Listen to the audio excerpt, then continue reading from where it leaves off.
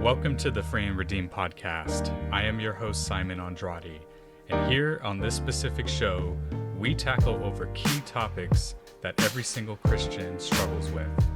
We want to make sure that you are enhancing your relationship with Christ. In this show, we bring in guests, we bring in godly wisdom, and more importantly, we bring in scriptures in the Bible to help you enhance your walk with God, bring in confidence, and put you into the direction of freedom and grace by the power of the Holy Spirit. If you're new to this platform, I encourage you to subscribe and follow me on social media. With all that being said, guys, let's get started with today's episode.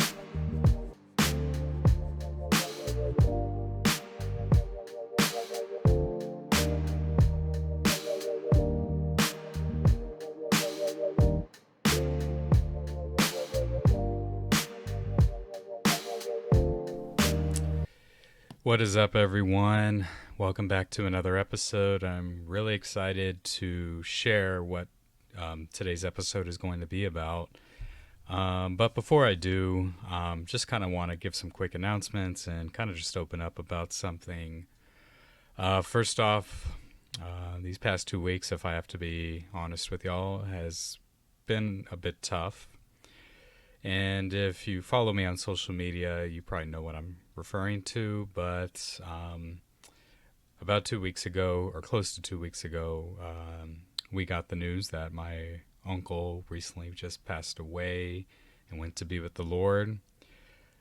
He was more than just an uncle. You know, he was my pastor, my senior pastor growing up in the church.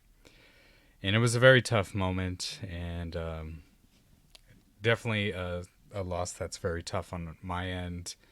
However, there's a part of me that has chosen to accept it, and not just accept it, but to really understand that, you know, he definitely is without a doubt with the Lord, and not so much just in a better place, but he is in the place, he is home. But, you know, prayers would really be appreciated, not so much just for me, but for his immediate family. It's a tough time, and, you know, that's recently what has been going on. Also, it was actually just yesterday as I was recording this, I actually found out a really close friend of mine who was having a bit of health concerns a few months ago, texted me yesterday that their health concerns were confirmed involving cancer. So that was a bit of a blow, but you know what? I'm not giving up. I believe the Lord heals. I believe the Lord has a plan, even in sickness. The Lord has defeated sickness. So last night, just praying to the Lord, like, of what his plan was in that specific situation. But once again, prayers definitely would be appreciated for my friend and my uncle's family.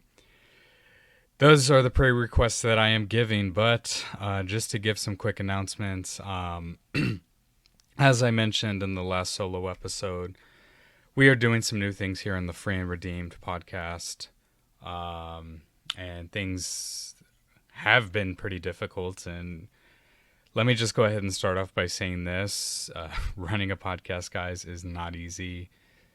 It's not only work, I mean, it's not only time out of your day, it's a commitment. And every single step I am taking for this podcast, I know it's not so much for my glory or so much for wanting something back in return, but it's more or less doing it for my faith and doing it to strengthen my faith between me and the Lord. But that does not mean I still don't see the potential that Free and Redeemed could really grow into. So, as I mentioned, running a podcast is difficult. And very recently, I have been seeing some people who have been wanting to start a podcast, have been asking me all kinds of questions of how do you get the mic? How do you record? How do you find guests?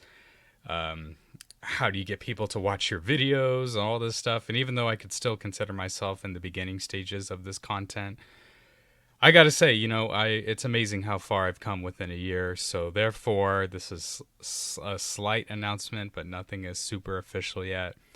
I want to help people who actually do that, who want to start a podcast, who want to take a step of faith, not just so much if it's a Christian podcast, but who actually want to take action and start something up themselves, but have no idea where to start.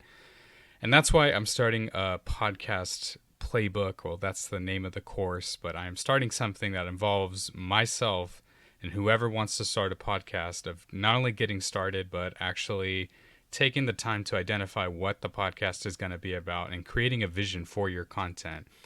What the mics are going to look like. Is there going to be a co-host? Are you going to bring in guests? All that fun-filled stuff. That eventually is going to become something not so much where I can connect with my audience, but actually take the time to make sure that someone else has the chance to accomplish their calling and their dreams when they are doing these podcasts, or when it comes to starting a podcast. So that's kind of a slight announcement for now. Again, there is so much stuff that I have planned, and I'm definitely opening my heart to God about that, but just keep me in prayer about that, and I'll keep you guys updated once it becomes official. But today's episode, kind of picking up from where we left off. Of course, I know that there is some additional content or recent content I have recorded with other guests. For the record, when it comes to actually running this series, something I really can't help but mention is when I posted the episode on the whole entire secular music side of things, I have been getting some feedback, but not necessarily from people who may identify as Christians, identify as believers, but really wanting to kind of just give their opinion on what the assumptions are about Christianity. This is specifically if you can say, hey, I identify as a believer in Christ. I may be new to the faith. I may have been in the faith for a while. But feel free. Your opinion is welcome. But at the same time, just to clarify, this is not to push people away. It's just to really give you a perspective on something. And in this case, we touched on secular music. We've touched on other things like if you should leave your church or not. Maybe if you should open air preach. And very recently, and it's a really great episode for those of you married people who are listening, but should Christians consider divorce? And if you haven't listened to that, link is probably going to be on the description. Really powerful episode, recording with Pauline. And the Lord, I really feel like the presence of the Lord really came into that specific episode there because he wanted to speak to a lot of people through that episode. So check that out. But the purpose of this series, guys, is to simply just to encourage people to take a look at this specific subject in a biblical perspective. And before you actually make a decision, as Christians, what should we ultimately consider? And sometimes we think we just throw the book saying, nope, as a Christian, you can't do this. And I'm not here to make this legalistic. I'm not here to make this religious. I'm here just to simply say, hey, let's take a look at this subject. What could we ultimately determine here? What are the facts? What does the Bible have to say about it? And if the Bible doesn't really say much about it, how should we respond to this? And to me, that's normal. To me, that's not unusual. That's not pushing people's buttons or whatnot. If you're going on a diet, which, I mean, I'm sure you would have the should question in your life or in your specific diet, right? Should I eat this? Should I eat that? And it's like, hey, I can necessarily not just stay away from it, but I should consider, hey, is this going to be good for my fitness journey? It's easy for people to consider that, so it's the same thing as being a Christian.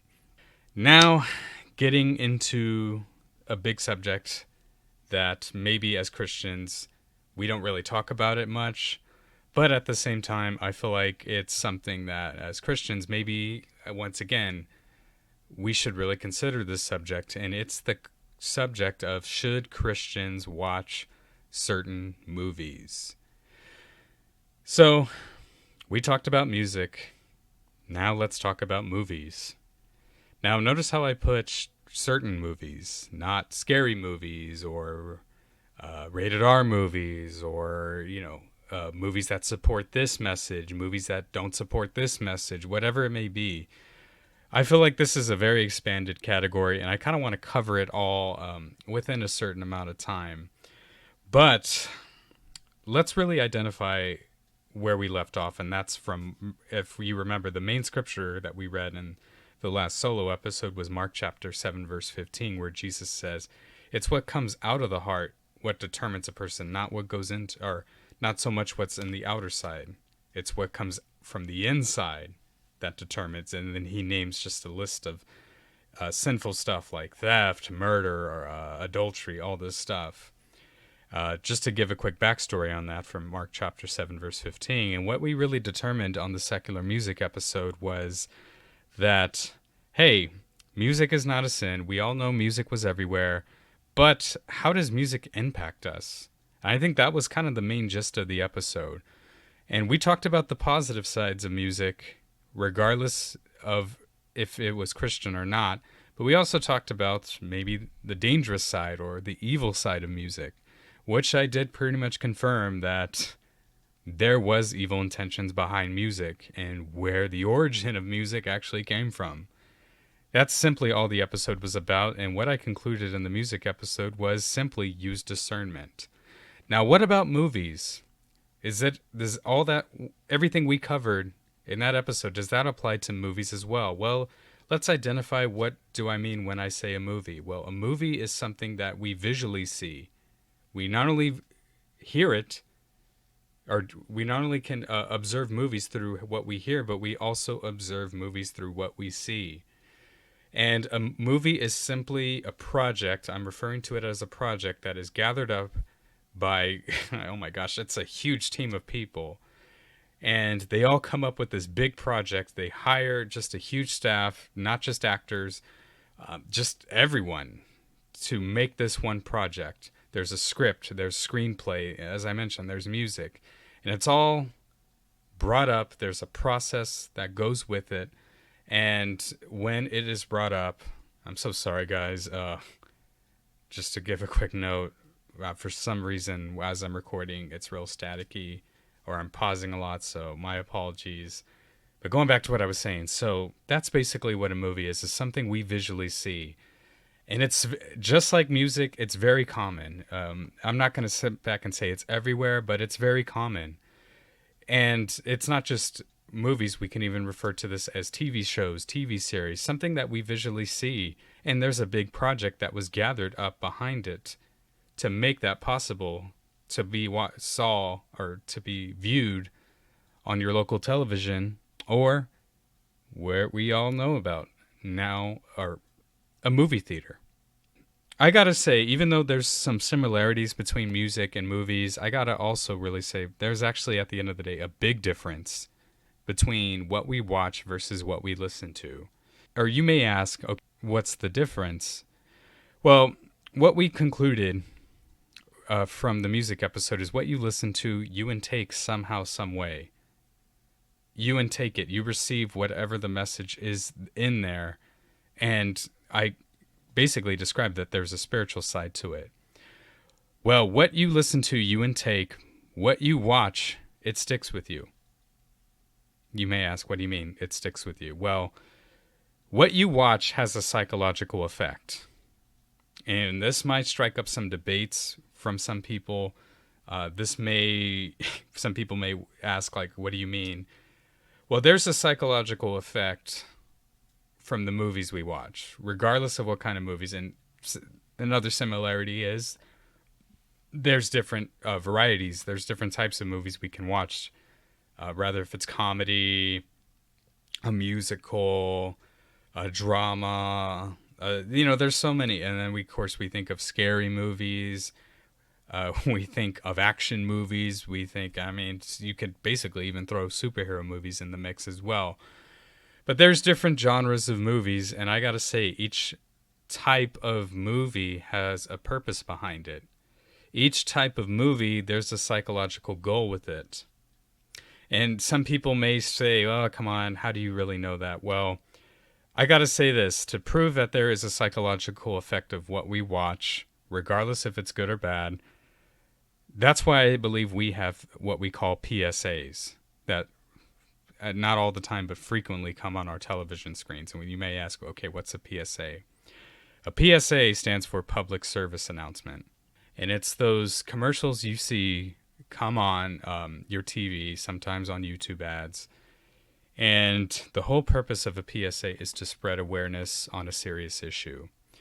And it's a short message, but normally it's kind of like that commercial that kind of ends with a bang kind of moment. What I mean is most PSAs, in so many words, they rather if they hire actors or not, there's basically kind of a disturbing ending to it. Good examples are, let's think of those smoking, people who are very addicted to smoking kind of messages. You'll watch people who were once smokers, they can no longer talk. They're talking through a box. People that lost their limbs, people that got terrible lung cancer. And what's the purpose of that? Well, there's that goal of showing you, hey, this is what smoking can cause. Or drugs. You see people who got into drugs, how they used to look like, and now how they look like now if they got addicted to methamphetamine, to speed, and all this stuff. And, there's a goal for PSAs, rather if it's for animal abuse, texting while driving, drunk driving. The whole goal of it is to show the viewer this message, like, hey, this is what it causes. And most of the time when you watch PSAs, I know recently I was, and some of these PSAs, it's like, man, this is so disturbing. And why is it disturbing? Well, because that's exactly what it's like. What are we watching on our end? And this is just another good example. But PSAs, they're short, little, tiny commercial films. But let me actually show you maybe more of a positive side of what I mean. That movies have some sort of psychological impact. Movies. Let's just get this out of the way. Movies, just like music, it's $1 billion industry. People, if people really think of success, you're not just thinking about people who make it big because they know how to make good music. You're thinking about also actors, directors, movie stars, whatever you want to say, who made it big in Hollywood because of the talent they were able to accomplish. Which I can say, I do believe that is a gift. I do believe that God can gift people in that specific area or that specific subject. But it's $1 billion industry. And it's exactly how, as people, we're drawn to it naturally. To prove, like, hey, what we watch, there's a slight impact. That's why if a big movie's coming out, a movie that was supposed to, it's hopefully becoming a blockbuster. That's why there's anywhere from 2 to 4 trailers that are released to the public before it actually comes out. You think of movies like, let's say, Jaws, movies like Titanic, movies like Avatar. One example I could really give is, let's say, Avengers Infinity War. When that movie came out, it made billions of dollars. It really was breaking box office records, and it was just going up in the charts. Same with Avengers Endgame. I'm going to get to that later, but when I first saw Avengers Infinity War, it was like that same dopamine effect that I felt like everyone else in that theater had once I first saw it. And why is that? Because it's a big, epic movie full of actors who are playing superheroes in the Marvel Universe that are teaming up, now actually crossing over, trying to stop a big purple bad guy, Thanos, from collecting 6 Infinity Stones. And what makes the movie so great is not just seeing your favorite superheroes crossing over and teaming up to stop this villain. It's just the whole storyline. Like each scene, it gets more intense and more intense. And I remember towards the end of the movie, as he was getting every single Infinity Stone, you're like, oh my gosh, is he gonna get it? Is he gonna succeed? And then somehow you think Thor's gonna kill him, and then he says you should have gone for that, snaps his fingers, and then certain people in the movie die. And you're just left with that. And I remember once I left the theater, all I did was like, man, not only was it a great movie, I already want to see it again. I already want to talk about what the sequel may be about. And that, you see what I mean? That's exactly what I mean when I say there's a psychological effect. It's not like I obsessively thought about the movie. I don't know if some other people did. The point is, I was drawn to it. I was bought into it. It's like, boom, like, you didn't have to convince me to not see it again. I remember that I think the very next day I saw it with my people in my family. I texted my friends who hadn't seen it yet, and I was like, let's go see it. And necessarily that's not a bad thing, And some people, there's that simple question: is it a sin to watch a movie? Is it a sin to watch something? I gotta say, I more compared to music, and this is more surprising to me. There are people who actually would advise going against going to the movie theater versus the whole entire music concept. Which I gotta say, sometimes, to me personally, I think that's legalistic. I don't think you should prevent people from watching TV. I don't think you should. I mean, it's not a sin to watch something, or it's not. Let me rephrase that. That's not what I mean. What I mean is, no, it's not a sin to watch a movie. More times, 9 times out of 10, morally as a Christian, I don't think it's sinful to actually just turn on your TV, and if you're watching the news or if you're watching a commercial, all this stuff. But I think what we need to lean into is what we watch. We know there's a psychological impact, but is everything we watch? I mean, do we need to be careful? I think is the better way to ask that. And as Christians, there's that whole concept of, if we are leaders, if we are pastors, if we are people wanting to be an impact for the kingdom, are we allowed to watch certain things? Is it okay if we decide to get into these categories that morally, as a believer, maybe I shouldn't look at that, maybe I shouldn't watch that, but I kind of still want to anyways, and in my opinion, I think I should. It's okay for me to watch it. Well, that begs to differ the question that I really have, and that is, okay, if we know that what we watch has a psychological impact, I think we need to really ask, what are your triggers? That's what I really need to ask you there, is what are your triggers? If there is a mental impact, if movies clearly not only affect us mentally, but everything that goes with it, then we need to identify, okay, what are the things that we need to be careful when we do watch them? Or if we do want to watch them, what are the things we need to consider? And I'm going to break this up into 3 breaking point categories. And like I said, give your opinion as much as you want. But within these 3 categories that I think are very common for Christians, that, common questions for Christians where they think, okay, is this okay? Is this not okay? It all comes down to one, and I'm going to describe more ratings later, but it goes down into this one rating, because each movie has a rating. Each movie, and there's that whole concept. It's rated R movies. There's rated G, there's rated PG, rated PG-13, and we all know rated R. There's some higher ratings from there. I mean, you think of rated X, or rated X basically is, hey, yeah, be prepared, and I'll get to that later. This is going to be disturbing. This is not going to be your average movie. But rated R movies, if we know the simple definitions, it's people under the age of 17 are required to have an accompanying parent or adult or guardian with them while they are watching this specific film. It contains some adult material, and parents are urged to learn more about the film before taking their young children with them. And that's what we can really identify with rated R films. Most rated R films are not like your average other films. Rated G, we know, hey, this movie is designed for children. It's completely safe. But rated R kind of goes beyond that. Rated R, it's letting people know, or letting parents know, more specifically parents, that there's some stuff in here that may not be suitable for children.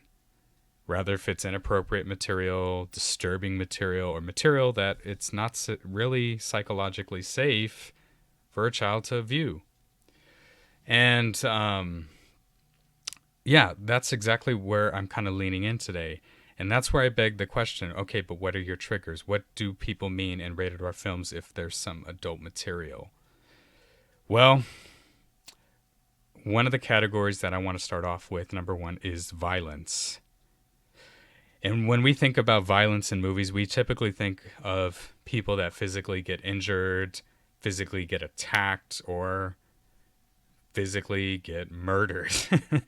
We think of, first thing that comes to mind when I mention the word violence is guts. Someone getting stabbed, someone getting shot, someone getting attacked or eaten or brutally just mutilated or whatnot. What are the movies that comes to mind when you think about violence? Personally, I think of John Wick. Sometimes I think of or just any Quentin Tarantino movie. You think of violence, guts spilling out everywhere, and just blood's everywhere, and it's like that disturbing murder scene. Like, hey, it's just a movie at the end of the day, but come on, if this was shown publicly in real life, man, people would not have a pleasant response to it. Point is, violence is letting people know, hey, there's going to be some unpleasant material on here. And what are the typical responses that people give psychologically when they see a violent movie? Well, there's that whole concept of thrill, the thrill of a violent movie. The thrill, there's the suspense, like, oh my gosh, like, you don't know if the person's going to get murdered. And if they do, you're just standing there. And it's just like, what is it? It's thought provoking. And then there's that whole concept of being disturbed.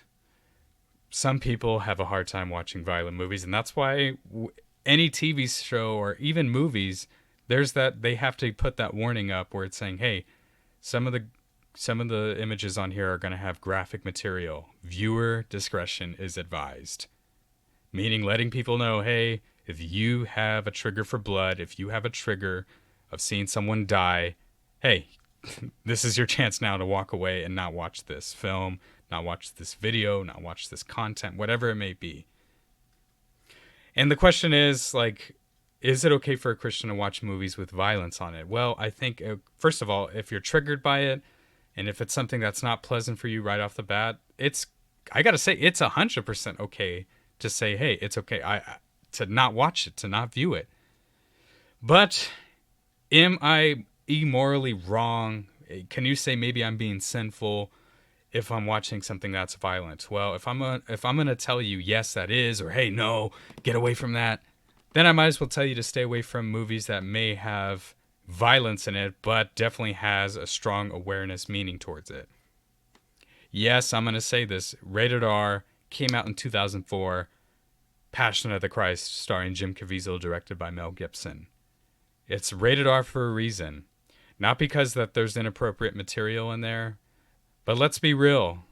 Mel Gibson did not hold back. There's disturbing material on this film because it truly shows the suffering Jesus went through. And yes, it shows guts. Yes, it shows blood. Yes, it shows evil, or a bit of how evil the Roman soldiers were.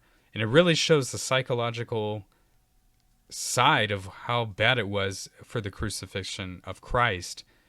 I gotta even say, when that movie came out, I remember my grandmother could barely even watch it because she had a trigger for violence.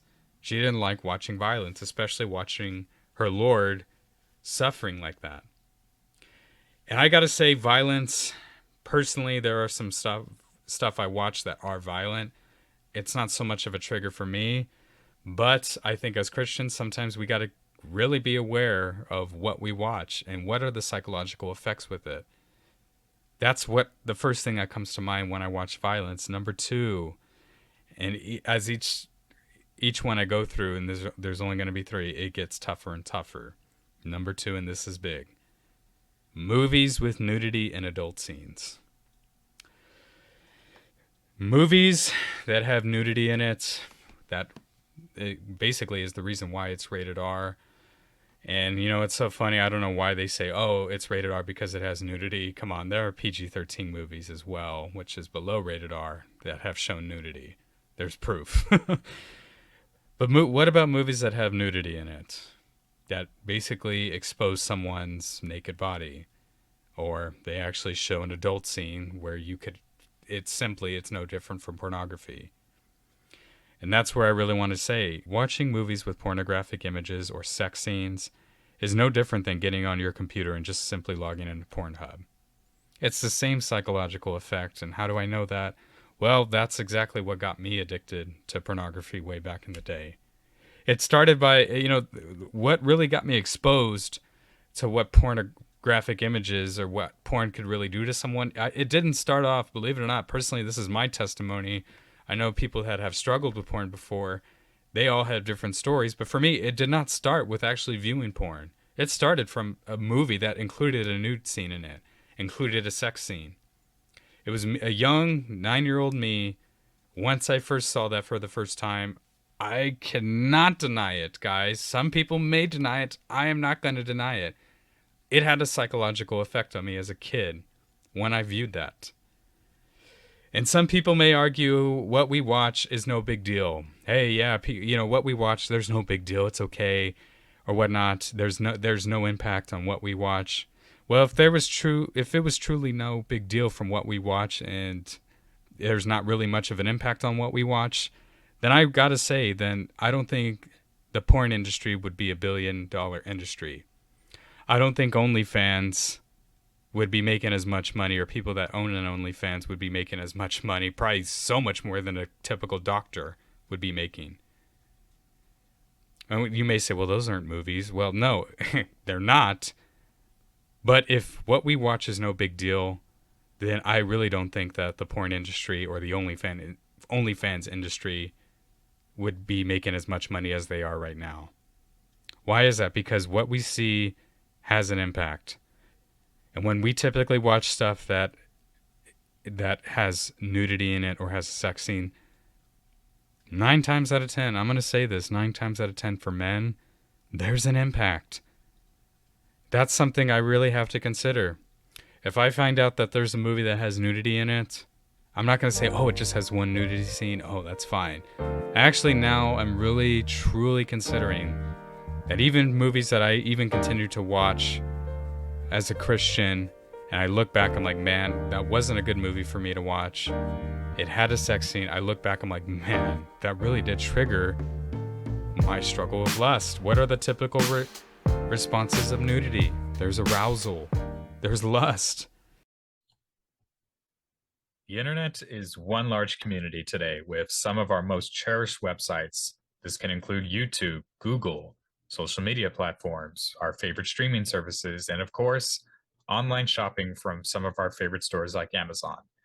And as great as all of this can be, guys, we have to be aware that there are potential hackers, malicious bots, and destructive viruses that could really destroy your device and take all of your valuable information with just the click of a button. That's why I want to introduce you guys to NordVPN, our sponsor for today's episode. Take your cybersecurity to the next level and sign up for NordVPN's threat protection feature. You don't need to download a VPN server or download a malicious software to put protection on your specific device. NordVPN gives you the option to connect their software to multiple devices with simply just the click of a button. You don't need to track any of your actions online and take a look at a specific email with a suspicious URL and wondering, oh my gosh, is this a potential virus? NordVPN got you covered and is protecting everything inside your specific device. And if you click on the link in the description, you'll be introduced to NordVPN's deals that they have for the new year. They also do offer a 30-day money-back guarantee if you're not satisfied with your service. Also, one thing to mention, guys, is you also have access to choosing how you want to block certain websites. And yes, that does include pornographic websites. Make the option to put protection on your devices today with NordVPN's protective threat feature. You could pay annually or even monthly with simply just the new packages that they have for the new year. Put protection on all of your devices today, including even your location. Okay, guys, back to the episode. And to prove the point I'm trying to make here, this was written by a psychology website that did frequent blogs or whatnot. And I'll put the link in the description. But it was from this famous article, or it was from this famous book written by someone behind psychology. It was simply the book called Psychology and Marketing, and there's a specific post on there. It's so interesting, guys. You need to check it out. But basically, in this post, they say what actually got a lot of people to increase their advertisement. What it was not just in movies or whatnot, but they say that what really helped certain movies back in the 70s, mostly porn films, but they even described it as movies that were even rated R. They say all they needed to do was show naked females. And they said they knew that's exactly what was going to get their target audience that was going to increase their revenue. Simply just read that. I mean, some people say, hey, come on, oh, you Christians are all this stuff. No, this is from a non-Christian post called simply Psychology in Marketing. That's the main book. But the post was like, how does nudity affect us? How does it was, I think that was the name of the post, but it was simply how nudity affects the marketing industry or the movie industry. And they say that most people that just want it, they did a test. They showed advertisements with nude on it, and instantly they say there was people that were more drawn to that versus stuff that did not include nudity. Very interesting post, but that's what I mean. What are your triggers? If you're triggered by nudity, better yet, I mean, if you're not only that, but just if you're triggered by a sex scene, that stays with you. Even when I remember, even Pastor Larry, or I believe it was Pastor Larry, I remember he stated one time when he preached a sermon on pornography, he said when he first viewed porn for the first time, he said it just started by him seeing a naked female, and there was like an inappropriate scene that he saw as a young boy. And he says even to this day, that image was ingrained in his head. And he says as a teenager growing up into his young adult years, he says that image never left him. And it really took a lot to free him just from that image. And that's what we need to really consider before we watch movies that are rated R, even PG-13, and identify, hey, if my trigger is lust, if my trigger is arousal, tempting me to go, I mean, will this movie tempt me to go look at porn? Will this movie tempt me to fall into masturbation? You know, that's what we really need to ask. Sometimes what keeps us stuck is actually what we just simply watch. Hey, yeah, well, it's not like I'm watching porn, but yet it's no different from just seeing a simple nude scene in a movie. And those are the things we really need to consider. Consider it. If that's your trigger, consider it. And something that we deeply need to consider before we actually take the time to watch them, and this is where the big debate really comes in. And guys, it's the simple statement, scary movies. Dun dun dun. Scary movies, guys. And I gotta tell you, this was even a struggle for me growing up and even becoming a Christian. But scary movies can be split up into different categories. So when I say scary movies, some people may ask, okay, define it. Well, you have movies, let's say mystery movies. That could be considered a scary movie. A murder mystery. Someone gets murdered and they're trying to find out who the killer is. There's that. There's suspense. I mean, there's some Christians who say, I just like suspense movies where there is a killer on the loose, or it's kind of like maybe a slasher film. I wouldn't really consider that. I mean, that's suspense, but you know, stuff like, hey, there's a girl who gets kidnapped, there's a hostage involved, and there's suspense. In other words, like something's building up and, you know, you're just anticipating what's going to happen. And it's just really, I mean, your adrenaline, and it's really going. But let's get into the deeper stuff. I'm talking really deeper stuff. And this is why maybe this could be considered a separate genre. But horror films. Yeah, and I put this loud and clear right here. It could fall in the same category, but picking this apart, it's demonic films. Films that include demonic activity, demonic possession, or anything that basically has something to do with a demonic spirit or a demon. And not all, but most horror films have one purpose in mind, one psychological purpose in mind, and it's simply just to strike fear in the audiences around the world. And once again, I did some research as I was studying for this episode, but on this one mental health website, and once again, I'll put it in the description, the simple post that they put from the psychological side, they say, can horror movies affect our mental health? And one of the concluding points that they put, once they did studies with certain people who were struggling with their mental health and who were open to watching movies that had some disturbing horror content on them, they simply just put this, and I'm quoting, and I quote, watching horrific images can trigger unwanted thoughts and feelings and increase levels of anxiety or panic, and even increase our sensitivity to startle electric stimuli. making those of us who are anxious more likely to respond to negativity and misinterpret the sensations as real threats. A good example they gave was, believe it or not, when Jaws came out. And Jaws, you can say that's a suspenseful movie. Maybe it's considered a horror movie. I don't really think there's a demonic background. Matter of fact, I remember I watched it when I was reading this article. I was thinking about it as I watched it, since I recently just came back from South Padre. But when Jaws came out, it was a famous book written. Steven Spielberg took on the project. He hired some actors. I actually heard the film was slightly low budget, since that was at the time when Steven Spielberg's career. Well, this is the movie that really blew up his career and made him into the person he is now. But I remember they stated when that movie came out, it shocked audiences around the world, because it's the whole concept of people who go to the beach now have to fear for their life for a dangerous predator that's on the loose looking to eat its next victim. And I could even say from relatives and people, I mean, they say that's accurate. They were saying that now it's like, even just getting in the water, there's that whole concept, like it's the whole entire purpose of, it's a small town in Boston. And the whole storyline of the movie is that there are people in that small town that are getting killed randomly in the ocean. And Roy Scheider, who plays Sheriff Brody, pretty much similar to a murder mystery, is identifying what is the culprit behind these murders. And they end up finding out it's a shark, a huge 25-foot great white shark. And it's so funny because I even watched a YouTube video recently, and some of these shark experts, or people that did biology on sharks, they think it's hilarious because they say sharks are not really like this in real life. He goes, yes, and this is coming from a shark expert who stated this in a video, saying, yes, there are shark attacks, but he goes, it's only because sharks don't intentionally try to eat people.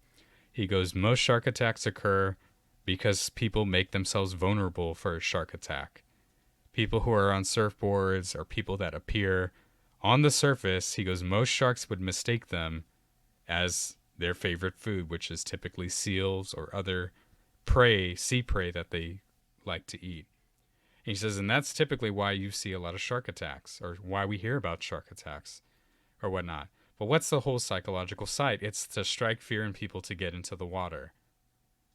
People were like, I'm not getting in the water. Oh my gosh, I don't want to get eaten by a shark. Even recently when I was in the banana boat, I remember when I fell off, we were in the deep end. This was at South Padre recently. And it's super deep water, and all I can hear is the theme song. Dun dun dun dun dun dun dun dun dun dun. And I'm thinking, oh my gosh, there's going to be a freaking shark coming from below this deep, deep water, and he's going to drag me in.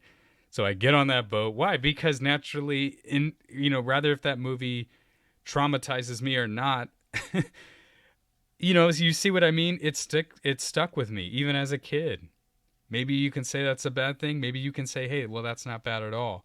But naturally, that's just an example I'm giving of what the psychological impact a movie like Jaws can have on people. If you understand now what I'm saying. But let's get into the deeper stuff. I remember when Paranormal Activity first came out. This was in my sophomore year in high school. That movie blew up. It was a new movie, and I remember it was trending. This was before Twitter. This was before Instagram. MySpace was a big thing back then, but I remember when the trailer came out, people were literally just lining up, buying tickets because they wanted to see this movie. And when people were walking out, they're saying, this is the scariest movie I've ever seen. And they're showing audience reactions or test screening reactions, and people are panicking and everything. And there was a psychological impact. And I remember somehow, some way, people were actually drawn to it. People were warned, hey, this is scary. Hey, there's going to be some disturbing stuff in here. But yet people wanted to go see it anyways. Why? Because it's the anticipation. And I remember when I first saw Paranormal Activity for the first time, this is before I became a Christian. I remember when I saw it, I wasn't so much scared of it. But then I think that's where I really started seeing, man, is there a spiritual side to the movies that I watch?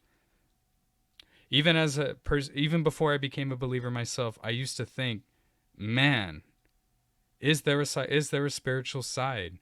Because once I first saw that movie, I remember it didn't really do anything to me, and that's what some people may argue.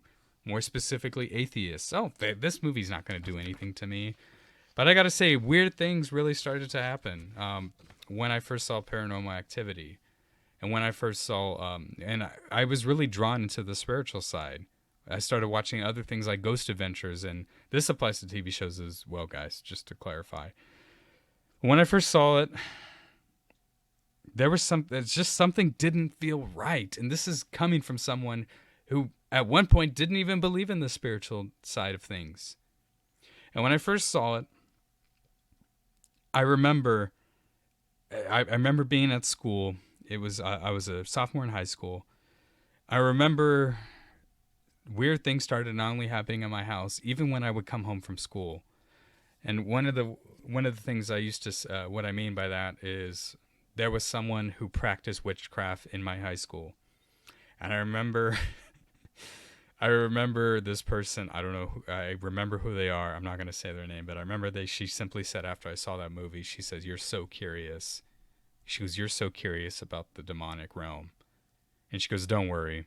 She goes, "Yeah, they'll let themselves know they'll let you know who they are." And I wish I would have taken that more serious. I took that as a joke when that was spoken over me. But to end this testimony and kind of go into a conclusion, but to give a final testimony, the question may be, we concluded with violence. There are some violent movies that, hey, it depends on how triggered you are. Morally, I'm not too sure. It's up to you. That's what you need to determine. If you as a Christian should stay away from it. Nudity, it's probably going to be a trigger in your life. Yes, I would say stay away from it. If you really want to find freedom from porn or whatever your sexual moral struggle may be. But what about demonic films? What about horror films? Films that not only contain gore, violence, or whatever we may say, but movies that have demonic content. Content that we can even say maybe it's not demonic, but there's an evil intention behind it. Well, personally, I got to tell you, if you're a Christian, or if you consider yourself to be a Christian, why would you want to even entertain anything with the demonic? And the scripture even clarifies this, as Paul says in 1 Corinthians chapter 10, verse 21. He says, "You cannot drink the cup of the Lord and the cup of demons too. You cannot have a part in both the Lord's table and the table of demons." So many words, Paul's basically saying, nope, do not surround yourself with things that have some sort of evil around it or some sort of demonic intention around it. And to really prove this, I remember when I saw the movie that really impacted audiences. And let me tell you, even a family member of mine to this day is impacted by this movie. Some people, it didn't bother them. I've talked to some people who say that movie's not scary at all. But I remember in 1975, I believe, or 1972, I can't remember exactly what year the movie came out, but when The Exorcist came out, it had an impact on audiences everywhere. I gotta say, Linda Blair plays a really impactful part, but it's simply about a young girl who discovers a Ouija board in her mom's home because her mom lives in Hollywood, which really is interesting, by the way, but we don't have time to get into that. But she plays with the Ouija board. An evil spirit communicates with her. She opens the door. An evil spirit possesses her. And the whole entire movie is she literally becomes this evil demonic figure that basically possesses this young girl. And the whole concept is, there's so much into it. But there's disturbing content on there. I'm just going to say it. If you're a Christian, you've never seen the movie, whoever wrote that script, whoever directed that, they don't care. But I even said this one time when I saw the movie is, wow, whoever this director is, I believe that's accurately how demonic spirits are in the real world today. This is exactly how they think. This is exactly how they'll speak. This is exactly the personality of demons. And when I saw the movie, at first I'm like, well, was that scary? Okay, well, that was disturbing. Let's get that out of the way. But this is where I realized, man, no, it's not okay to be around demonic movies. It's not It's not good to watch demonic movies, because if you believe in the spirit realm, then it's stuff like this that could really remind you of how real demons are and how eager they are to attack people, how eager they are to demonically torment people. I remember when I saw The Exorcist, it was that same night. I went to bed, normal night, nothing too serious. I remember waking up in the middle of the night. I was waking up sweating for some reason. I remember I was sweating completely.